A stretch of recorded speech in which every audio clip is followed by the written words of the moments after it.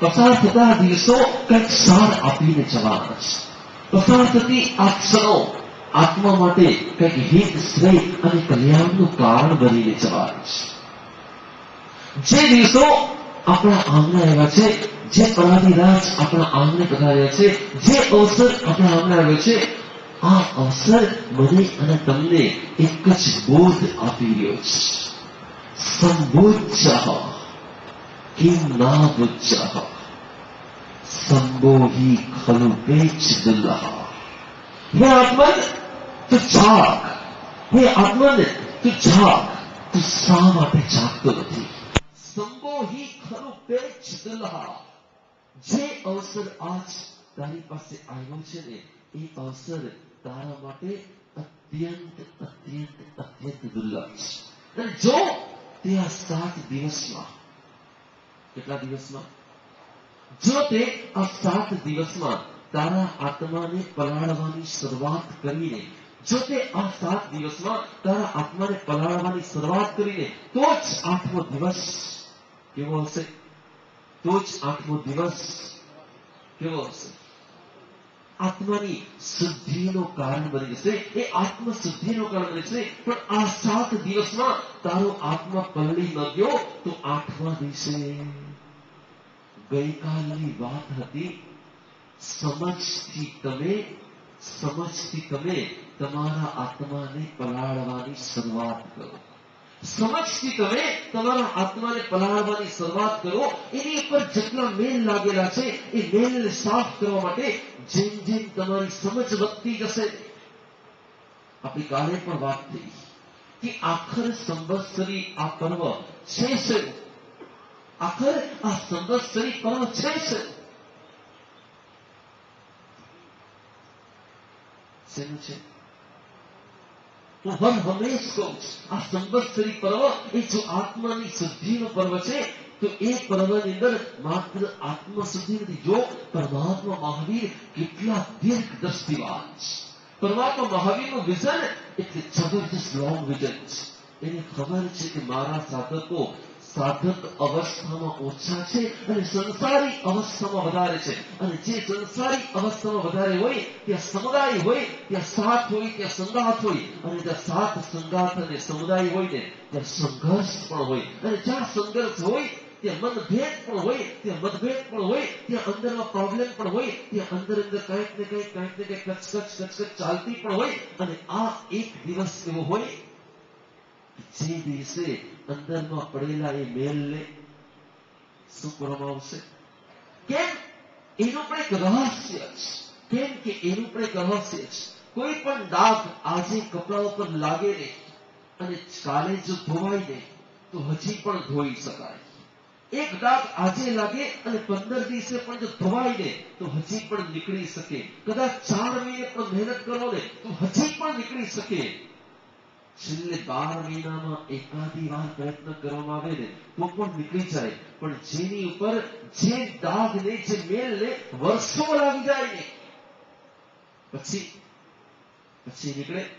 અને એટલે જ પરમાત્માએ કીધું છે કે સંબંધોની અંદર ક્યાંક ને ક્યાંક પ્રોબ્લેમ થવાના. સંબંધો છે એટલે ક્યાંક ને ક્યાંક રાગદ્વેષ થવાના. જોજો બધા એમ કે સંવત્સરી એ આપણું આધ્યાત્મિક પર્વ છે. તો હું કહીશ કે ના, સંવત્સરી એ આપણું પારિવારિક પર્વ છે. લોકો એમ કહેશે કે સંવત્સરી કે આ પર્યુષણના દિવસો એ આધ્યાત્મિક પર્વ છે, એ આત્મિક પર્વ છે. હું કહીશ કે ના, એ માત્ર આત્મિક પર્વ નથી, એ તમારું પારિવારિક પર્વ છે. આ પારિવારિક પર્વ એટલે શું? પારિવારિક પર્વ એટલે શું હોય?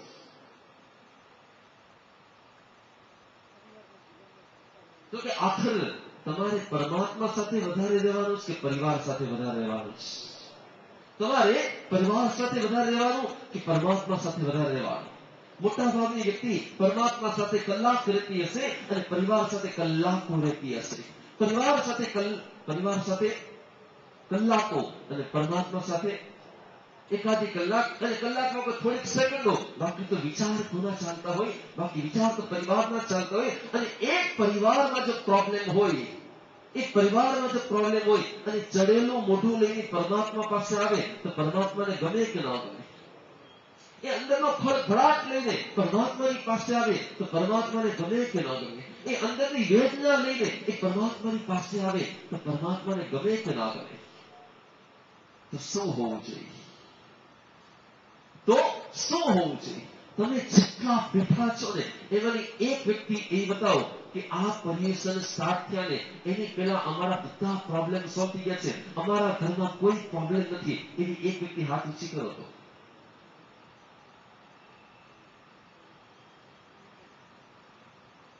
અને અમે લોકો હાથ ઊંચો કરો, તમે લોકો ક્યાં કરો? અમે હાથ ઊંચો કરો, તમે લોકો ક્યાંથી કરો? અમારા પરિવારમાં ક્યાંક ને ક્યાંક પ્રોબ્લેમ ચાલતો હોય તો તમારા પરિવારમાં ચાલતો હોય કે ન ચાલતો હોય? હોય કે ન હોય?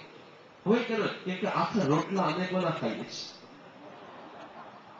આખા રોટલા અમે કોના ખાતા હોય? તમારા ખાતા હોય કે બીજા કોઈના ખાતા હોય? કે ભગવાન ડાયરેક્ટ મોકલાવતા હોય? તો હું એ કહેવા માંગુ છું કે એક પણ પરિવાર એવો નથી હોતો જ્યાં પ્રોબ્લેમ ન હોય. જ્યાં સાથ હોય ત્યાં સંઘર્ષ હોય, જ્યાં બે હોય ત્યાં કંઈક બગડતું હોય, જ્યાં અનેક હોય ત્યાં અનેક પ્રકારની અશાંતિ થતી હોય. પરમાત્મા કહે છે કે એ અશાંતિઓ જેમ જેમ વધતી જાય ને, એ અશાંતિઓ જેમ જેમ વધતી જાય ને એમ ધીરે એ અશાંતિના સંસ્કાર ગાઢ થતા હોય. અને એટલે જ એ ગાઢ સંસ્કાર શુદ્ધ કરવાનો જો કોઈ દિવસ હોય ને, એ ગાઢ સંસ્કારને શુદ્ધ કરવાનો કોઈ દિવસ હોય ને તો એ સંવત્સરી હોય છે. અને એ સંવત્સરી પહેલાના જે 7 દિવસ છે એ 7 દિવસ શુદ્ધિકરણની પ્રોસેસના દિવસ હોય છે. એ પ્રોસેસના ગઈકાલે મેં કીધું કે આ પ્રોસેસની શરૂઆત થાય સમજથી. જેમ સમજ વધે છે, જેમ સમજ વધે છે એને સંઘર્ષ વધે કે સોલ્યુશન વધે? સમજ વધે તો સંઘર્ષ વધે કે સોલ્યુશન વધે? સોલ્યુશન મળતું જાય છે. એમ પરમાત્મા કહે છે આજ બીજો દિવસ.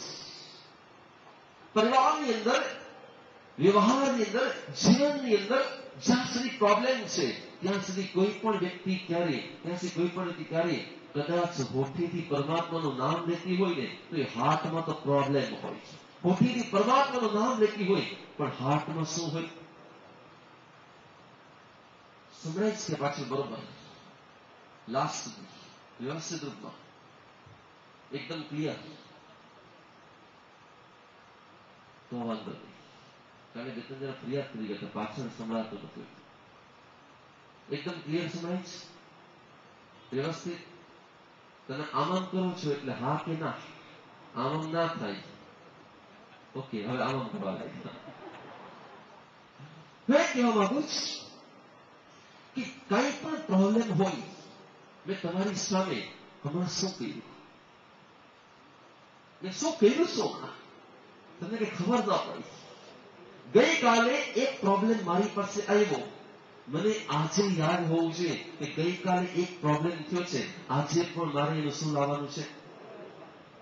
જે પ્રોબ્લેમના સોલ્યુશનમાં સેકન્ડ લગાડે છે એનું ઘર સુખી હોય છે, એનું ઘર મહાસુખી હોય. જે પ્રોબ્લેમના સોલ્યુશનમાં કલાક લગાડે છે એનું ઘર સુખી દુખી હોય છે.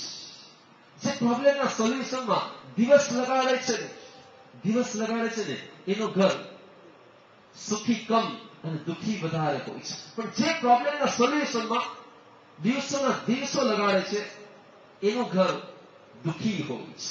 અને જે પ્રોબ્લેમના સોલ્યુશનમાં મહિનાઓ અને વર્ષો લગાડે છે ને એનું ઘર દુખી દુખી અને દુખી હોય છે. પ્રોબ્લેમ કોને ત્યાં નથી હોતા? પ્રોબ્લેમ બધાને ત્યાં હોય છે. પર્યુષણ લોકો એમ કે છે કે આધ્યાત્મિકતાનું પર્વ છે, પણ આધ્યાત્મિકતા અશાંતિમાં ક્યારે જન્મે ખરી? અધ્યાત્મ ક્યારે અશાંતિમાં જન્મે ખરું? અધ્યાત્મને અશાંતિનો ક્યારે મેળ હોય ખરો? જ્યાં શાંતિ હોય ત્યાં અધ્યાત્મ હોય, જ્યાં અશાંતિ હોય ત્યાં અધ્યાત્મ હોય જ ન શકે. એટલે પરમાત્મા કહે છે કે આ 7 દિવસોમાં તમારી અંદરના પ્રોબ્લેમ ક્યાં છે અને એનું સોલ્યુશન કેમ લાવી શકાય છે એની